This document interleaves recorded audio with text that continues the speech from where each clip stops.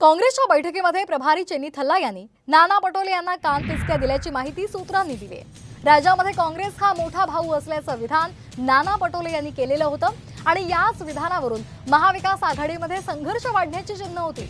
मात्र नाना यांच्या या वक्तव्यावर चेन्नी थल्ला यांनी सावध भूमिका घेतली आहे। महाविकास आघाडीमध्ये कुणी मोठा किंवा छोटा नाहीये, आपण लोकसभा निवडणूक एकत्र लढवली असून पुढील विधानसभा निवडणुकीतही एकत्र लढायचं असल्याचं चेन्नी थल्ला म्हणाले। त्यांच्या या सुरामध्ये वडेट्टीवार यांनी सुद्धा सूर मिसळवलाय की मोठा भाऊ छोटा भाऊ म्हणण्यापेक्षा या सरकारला सत्तेतून खाली खेचणं हे पहिलं आमचं टार्गेट आहे। आम्ही सगळे मिळून एकत्र बसू, मार्ग काढू, कुठेही मतभेद होणार नाही। जसं लोकसभेला आम्ही अगदी एकत्र गेलो त्याच पद्धतीनं विधानसभेला सुद्धा आम्ही एकत्र जाऊ, एकत्र राहू। कोई बड़ा नहीं, कोई छोटा नहीं, हम सब बराबर में चलेंगे।